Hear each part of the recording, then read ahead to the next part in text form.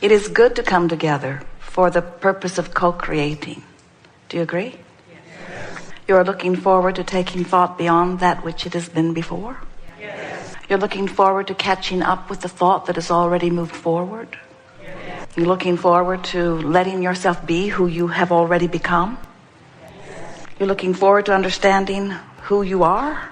Yes. Would you like to know who we are? Well, we are not so different, because you are extensions of that which we are. We represent the non-physical group who's gathered here.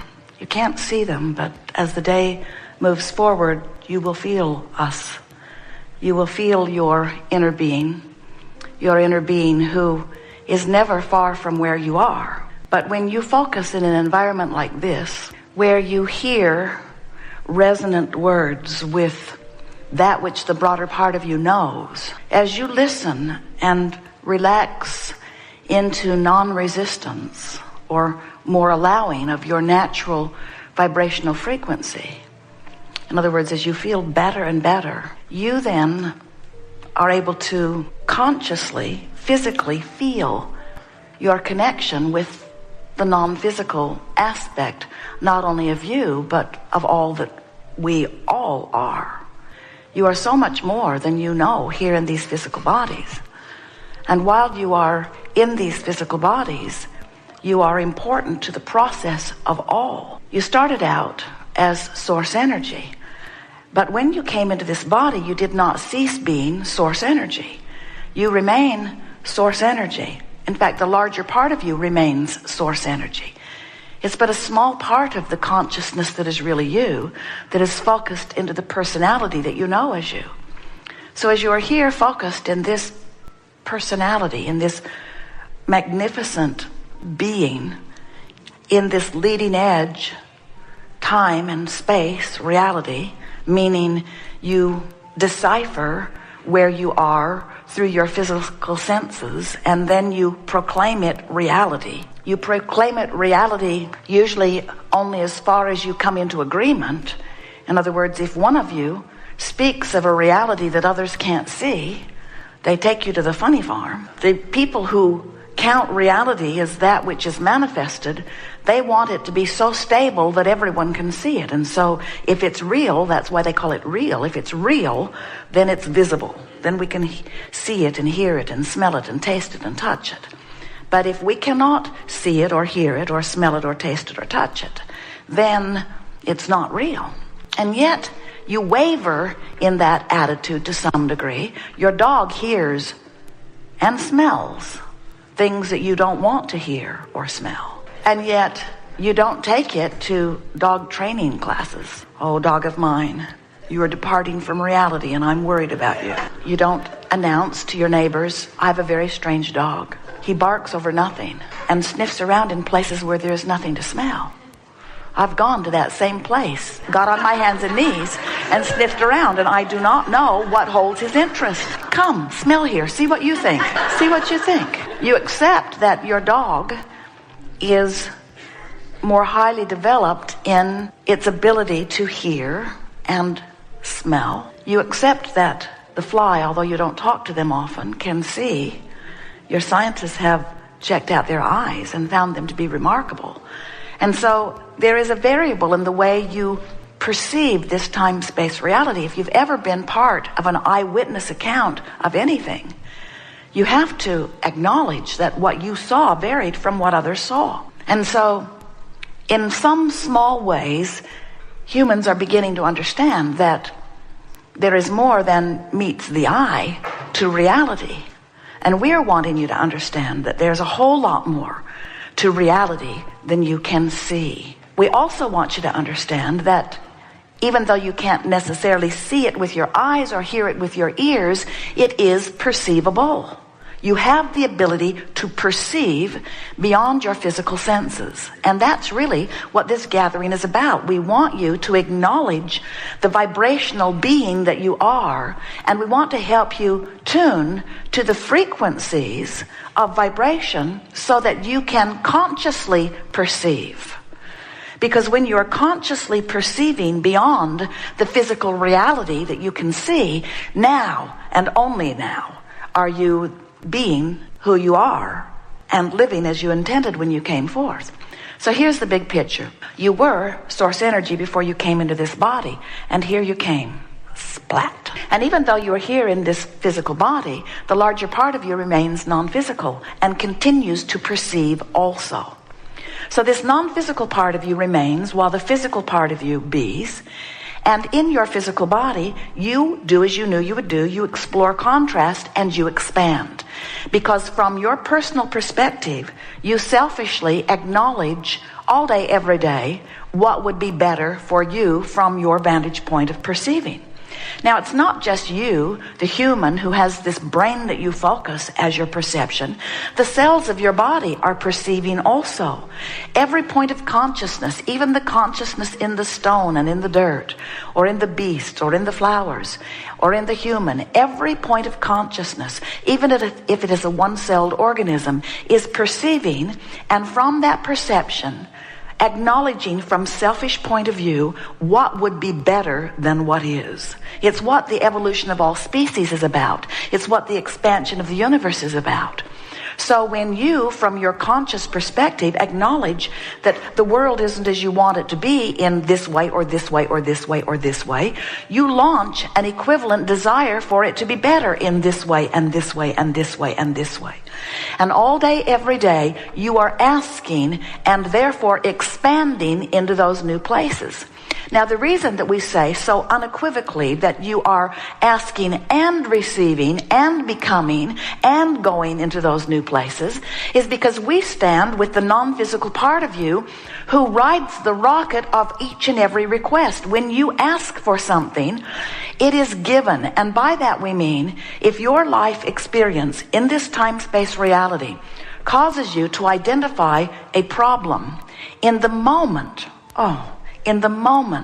that you identify the problem, there is an equivalent solution that is born. Now, you can't see it, just like you can't smell what the dog smells. You can't see it, just like you can't hear what the dog hears. But you have launched it, and it bees, and the larger part of you not only sees it and hears it and smells it and tastes it and touches it. Well, we don't do that because we don't have any of those faculties, but we know it. We know it, and we be it, and we be with it. That's the most important thing. In other words, the larger part of you becomes the solution to your problem in the moment you identify your problem. Don't you love that? Don't you love knowing that in this universe of equal duality, that when you know what you don't want, you know what you do want, at least to the degree that you know you don't want it, to that degree you know that you do want it. Now, there's going to be more and more and more degrees to knowing that you don't want it, just like there will be more and more and more degrees to that which you do want. There is constant expansion, but right here, right now, life showed you what you want by knowing what you don't want. This contrast causes you to focus. So, what you do want, the solution, the answer to the question that is posed, the solution to the problem that is posed, it exists vibrationally in a potentially perceivable status. Now, as far as we are concerned, because we're like your dog in the sense that we can hear what you can't hear and smell what you can't smell, we get the solution that you have asked for. We perceive it, we know it, we be it, we hold the vibration of it. Now, you got to understand, we are you. In other words, what we just said to you is the larger part of you perceives it and knows the solution right now. But you, in your awareness of the problem, hold yourself vibrationally oblivious to the solution, at least while the problem's really active within you. Don't you like that way of explaining it?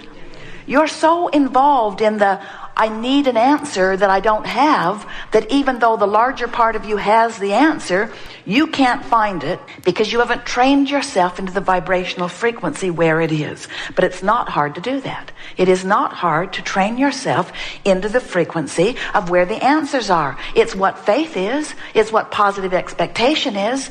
But we think an explanation like the one we're giving you is really helpful because it helps you to understand that the answer is there, and it might just cause you to try a little harder to tune yourself to the answer rather than writhing so significantly in the problem.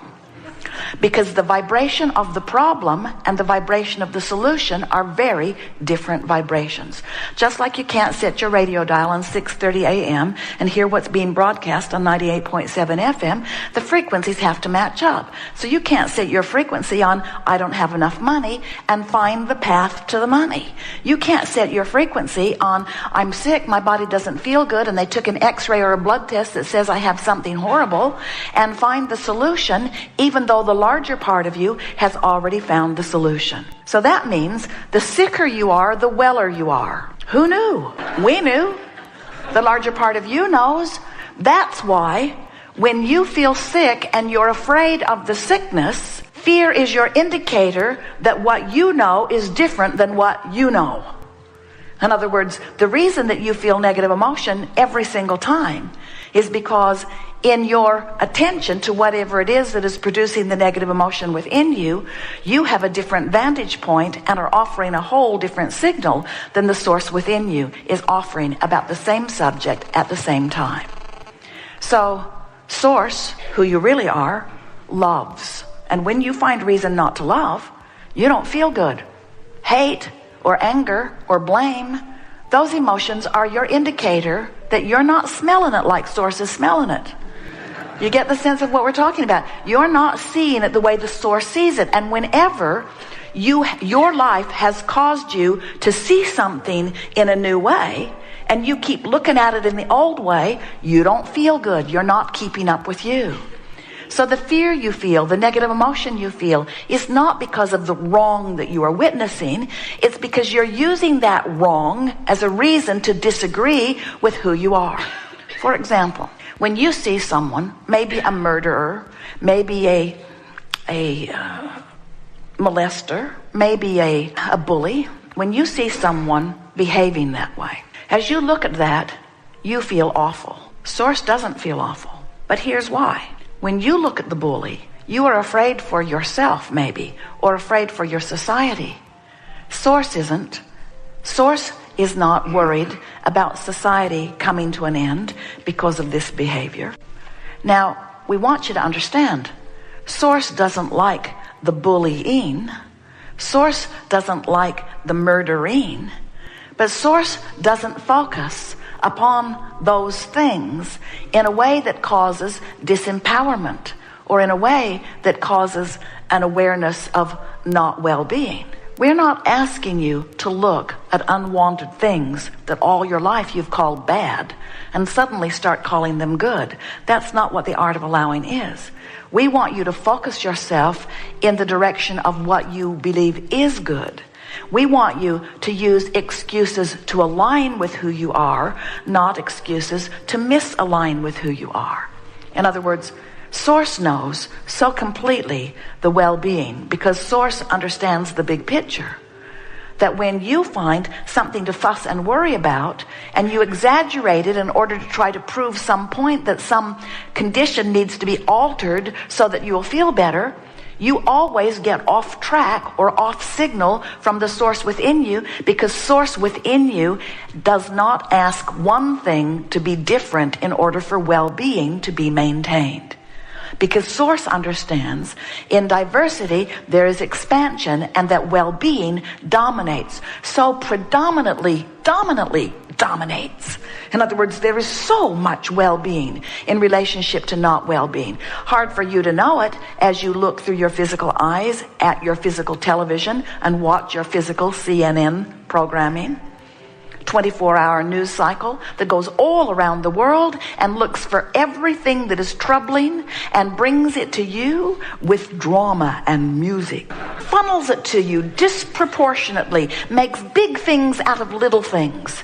Do you feel the trouble they're having in whooping up the swine flu epidemic, in other words? So as you understand that well-being is dominant, but you find a little piece of something that is evidence of not well-being, and you blow it out of proportion in that you give your undivided attention to it for a moment in time, you use it as your excuse not to align with source. And when you use anything as your excuse not to align with source, not to see it as source sees it, you feel the separation is too strong of word, but you feel the pinching off. You feel the resistance that you have offered to the mix of your vibration.